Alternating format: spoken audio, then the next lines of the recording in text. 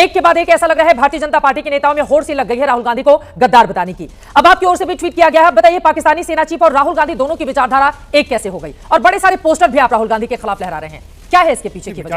राष्ट्रहित पर कब तक होगी राजनीति बीजेपी की भी? विचारधारा से पहले नजरिया एक होने की जरूरत होती है और नजरिया दोनों का एक ही है।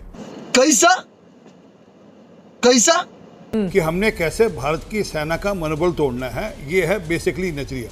और वो पाकिस्तान की तरफ से भी कोशिश क्या है, ये क्या नजरिया लेकर आए हैं? ये चश्मे में क्या है? एक तरफ पाकिस्तान है, एक तरफ कांग्रेस का हाथ है। और ये मेरे ट्वीट पे भी है कि नजरिया एक ही है। और जहाँ तक जयचंद की बात है, ये है स्थिति, मैंने कुछ दिन पहले भी ट्वीट किया था कि कुछ पाकिस्तान के यार हमारे यहाँ हैं, उसमें कोई शक नहीं, मैं अभी साबित कर दूंगा कैसे पाकिस्तान के यार हैं और कैसे पाकिस्तान की भाषा बोलते हैं। कुछ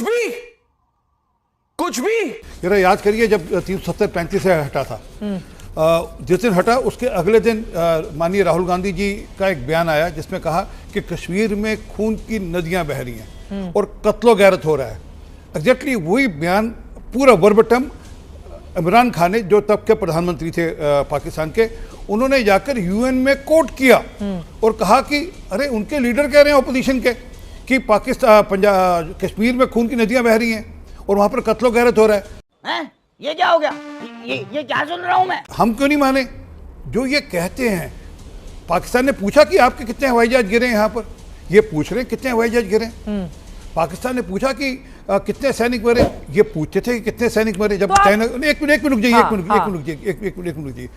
जरा, इसमें तो कोई शक नहीं ना कि पाकिस्तान, ये तो सबने आपने देखे किस प्रकार से पाकिस्तान के जो आतंकी हैं उनके जनाजे में किस प्रकार से उनके आर्मी के लोग आए हुए थे, वो तो सबने वीडियो देखे। बिल्कुल, उससे बड़ा सबूत चाहिए आपको कि क्या हुआ? नहीं, आपने पहले बता दिया।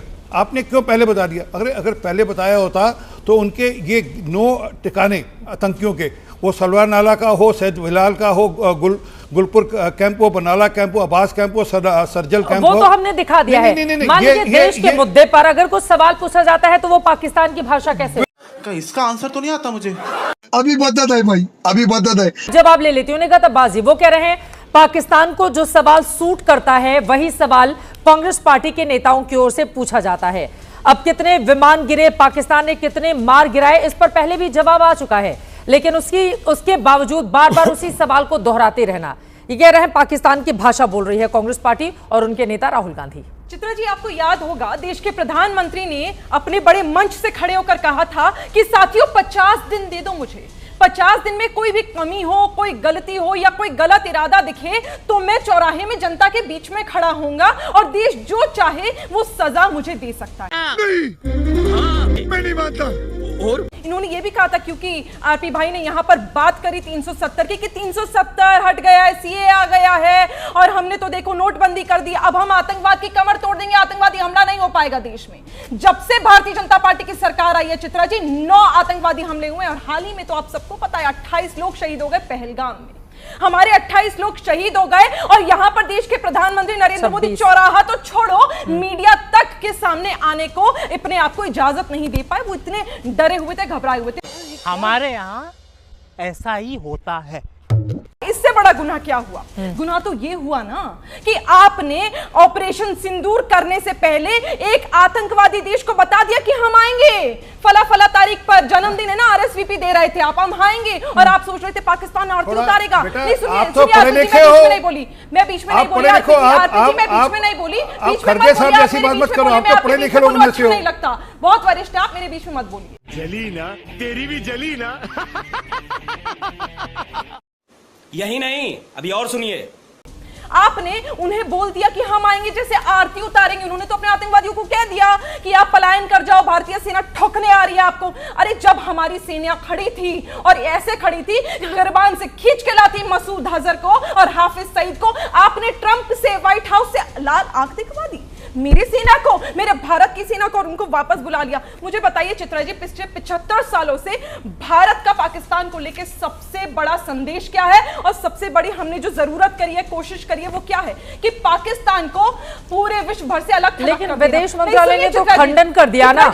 राहुल गांधी जो आरोप लगा रहे थे, डीजीएमओ राजीव घई का भी बयान है, उन्होंने कहा ऑपरेशन शुरू होने के बाद हमने पाकिस्तान को चेतावनी दी थी कि हम आतंक के अड्डों पर हमला करेंगे, पाकिस्तान ने बातचीत से इनकार कर दिया और जवाबी कार्रवाई की, जिसके बाद हम लोगों ने पलटवार किया था। विदेश मंत्री जयशंकर साहब झूठ बोल रहे हैं, क्योंकि उस बाइट में, उस स्टेटमेंट में आपने भी देखा होगा ना, आप नकार सकते ना मैं ना पूरा देश ना आरपी भाई यहां पर नकार पाएंगे। उन्होंने कहा है, हमने बता दिया था, उसके बावजूद आप आतंक के अड्डों पर कार्रवाई करेंगे। ये तो 22 अप्रैल को जब हमला हुआ था, पाकिस्तान को पता था कि 10-15 दिन के भीतर हमला होगा। इसमें क्या छुपी हुई बात थी? आप मेरे ऊपर मत बोलिए, मेरे बाद आप बोलिएगा, मुझे बताइएगा। ठीक है, समझिए। आप मुझे यहां बताओ, आज पाकिस्तान ने भारत सरकार यानी मोदी सरकार की वीक डिप्लोमेसी की तरफ से आपको अलग थलग करके रख दिया है। न तुर्की आपके साथ था, न चीन आपके साथ था, न ही बांग्लादेश आपके साथ था, न ही यूएस ने आपको तुर्की में तो आपने दफ्तर खोल रखा है, वहां जाकर कांग्रेस पार्टी ने एकमात्र देश में दफ्तर खोल रखा है तुर्की है। आपने यूएस ने आईएमएफ से फंडिंग दिलवाई, किसको? पाकिस्तान को। अरे मेरी बहन और मेरे भाई, 8000 करोड़ से ज्यादा खर्चा कर दिया देश के प्रधानमंत्री ने 75 देशों में जाने के लिए, लेकिन फॉरेन डिप्लोमेसी के नाम पर कुछ नहीं। आप तो इतना डरते हैं। अरे बाप रे, ये तो धोती खोल रहा है। तुम्हें शर्म है? कुछ शर्म आया है? आपने अपनी सांसद कंगना रनौत की ट्वीट तक को डिलीट करा दी। मुझे बताइए आखिरी 10 तो ये तो अच्छी बात है ना, डिलीट करवा दिया। मैं वही जानना चाहती हूं। अमेरिका का इतना सर्टिफिकेट देखिए, अमेरिका एक बड़ा देश है, दुनिया का सबसे पुराना लोकतंत्र है, लेकिन निगहतबाजी उसी अमेरिका ने हमारी प्रधानमंत्री इंदिरा गांधी को भारत पाकिस्तान 1971 के युद्ध के पहले व्हाइट हाउस में घंटे भर इंतजार भी करवाया था। चुप हो जा, सातवीं फेल, चुप हो जा। और उसके बाद किस तरह से उसके अमेरिकी राष्ट्रपति मिलते हैं, उनका उस तरह का कैरेक्टर है, वो अपनी सहूलियत के हिसाब से काम करते हैं। हम आ जाते हैं पाकिस्तान से हिसाब बराबर करने पर, लेकिन अभी ये जो जयचंद और मीर जाफर की लड़ाई चल रही है उस पर बात कर लेते हैं। हम नहीं जाते हैं पाकिस्तान और उधर, हम ये जो देश के भीतर राष्ट्रहित के मुद्दे पर हमें तो पक्ष और विपक्ष का एक सुर चाहिए ना, एक सुर चाहिए। अलग अलग क्यों सुनाई देता है आपको? जो सवाल पाकिस्तान पूछ रहा है कि हमने इतना मार गिराया, वही सवाल कांग्रेस पार्टी पूछ रही है, बीजेपी आरोप लगा रही है आपके ऊपर। मैं बताती हूँ जल्दी से। उसके बाद आप ही की हरकतें हैं, ये आप ही की सरकार की, आप ही की पार्टी की हरकतें है ना, तो सवाल पूछना पड़ेगा। जयशंकर साहब ने बोला सरकार सबकी है, ठीक है। हाँ, रुकिए। जयशंकर साहब ने पूछा, ये मैंने, चित्रा जी ने, आरपी जी ने नहीं पूछा। जयशंकर साहब एक्सटर्नल मिनिस्टर हैं। खैर, आप मुझे बताइए एंटी नेशनल क्या है? एंटी नेशनल ये है कि आप एलओपी की तस्वीर को एक ऐसे व्यक्ति के साथ लगा देते हैं जो ना ही सिर्फ आतंकवादी आर्मी चलाता है, उनके आतंकवादियों को भी चलाता है, ऐसा वो मुनीर है। खैर, उसके बारे में मुझे चर्चा नहीं करी। मुझे बताइए एंटी नेशनल क्या है? ट्वीट कर देती है कंगना और आप डिलीट कराते हैं। ट्वीट करना एंटी नेशनल, डिलीट करना। आपने भी सिर्फ तन से जुदा वाला ट्वीट डिलीट किया था कि नहीं किया था? इतनी सारी बातें बताने के बाद ठीक है, उस पर नहीं जाते। अभी मौजूदा वक्त रहते हैं सवालों पर रहते हैं, सवालों पर। ये बोला कि हमारी जो कर्नल सूफिया कुरैशी गलत है, वो गलत है, क्यों नहीं हटा रही बीजेपी?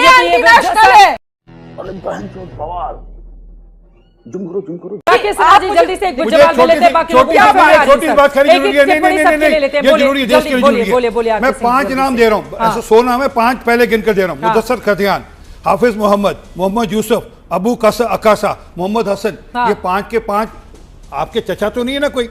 ये पांचों के पांचों ढेर किए, आप पांचों के पांचों ढेर कर दिए। ये पांचों आतंकी थे, पांचों आतंकी थे जिनको ढेर कर दिया, और ऐसे 100 और थे जिनको ढेर किया, ऐसे 100 और थे जिनको ढेर किया। राकेश सिन्हा जी ठीक है, आप दिखाइए, ठीक है। अब बाकी लोगों के पास चलते हैं। राजकुमार भाटी जी, ठीक है, निगहतबाजी हो गई। मोहब्बत हो गई चचा लोगों से आपकी। अरे बिरयानी खाने तो आप ही के नहीं अरे ये 500 अभी और आगे गिनाऊंगा मैं आपको, 95 नाम और गिनाऊंगा आगे। इतनी मोहब्बत किया लोगों से। बच्चा खिलाने गए थे वहां पर, मुझे बताइए आतंकवादियों का बच्चा खिलाने गए थे। भाषा है बच्चा खिलाने गए थे, क्या मुझे बताइए ना। अब बच्चा खिलाने मतलब कौन सी भाषा है? ये लोग एलओपी की तस्वीर लगा देंगे मुनीर के साथ। और यहाँ मैं ये भी नहीं पूछ सकती कि जयशंकर साहब 2024 में माफ करिएगा क्यों गए थे पाकिस्तान इस्लामाबाद? खीर खाने गए थे। चलिए ये बेहतर है। तू समझा? हाँ नहीं, तू समझा नहीं। राजकुमार भाटी जी सीधे आपके पास आते हुए, पाकिस्तान ने हमारे कितने इस तरह के एयरक्राफ्ट मार गिराए, क्यों गिरने की जरूरत है? अगर पहले ही इसको मना किया जा रहा है संवेदनशील मानते हुए, जो राहुल गांधी की ओर से बार बार सवाल पूछे जा रहे हैं और जो उन्होंने आरोप भी लगाए हैं राकेश जी ने, उस पर भी जवाब दीजिए राजकुमार जी। नहीं, एक असली समस्या ये है कि हमारी केंद्र सरकार और सत्तारूढ़ पार्टी भारतीय जनता पार्टी प्रश्नों से बहुत डरते हैं, इन्हें प्रश्नों से बड़ी बड़ी दिक्कत है। सही पकड़े हैं। और जो प्रश्न पूछता है उसके जवाब, इनके दो ही जवाब होते हैं, या तो ये गद्दार है या ये हिंदू विरोधी है। जो भी सवाल करेगा केंद्र सरकार से और भारतीय जनता पार्टी से, उसे ही गद्दार बता देंगे, उसे ही हिंदू विरोधी बता देंगे।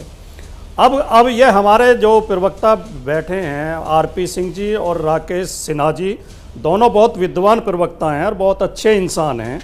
मैं इन दोनों से निवेदन करना चाहता हूं कि प्रश्न पूछना गाली देना नहीं है।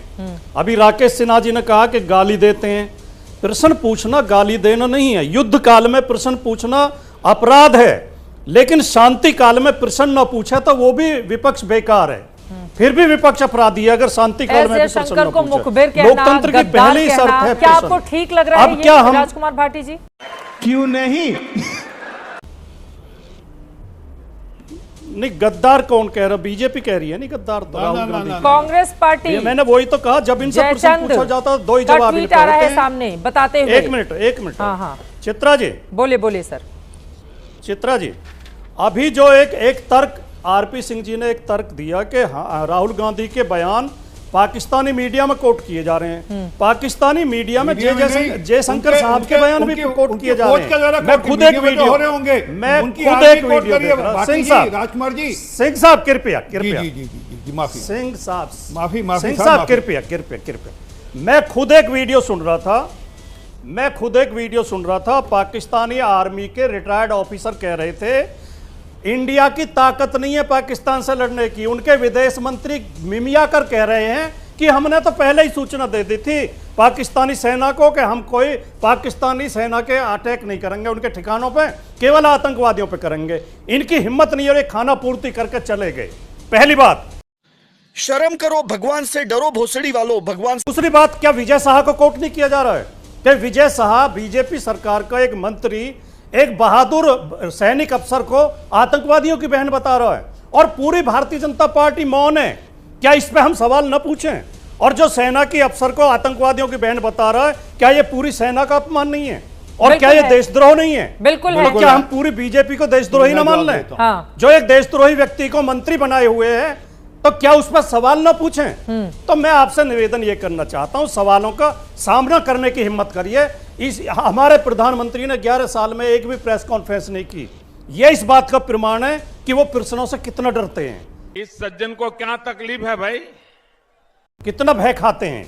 विपक्ष के प्रश्नों का, मीडिया के प्रश्नों का सामना करना सीखिए। इससे हमारा लोकतंत्र मजबूत होगा, हमारे देश की शान बढ़ेगी पूरी दुनिया में। नहीं, लेकिन क्यों गिरने हैं? पाकिस्तान ने कितने हमारे एयरक्राफ्ट मार गिराए, वो क्यों गिरने हैं? अभी आपको लग रहा है कि अगर पहले मना किया जा चुका है हमारी सेना की ओर से, या अभी उस बारे में जानकारी नहीं दी जा सकती, तो बार बार अगर वो सवाल हम लेकर सामने आएंगे? मैं बताता हूं क्या कारण है।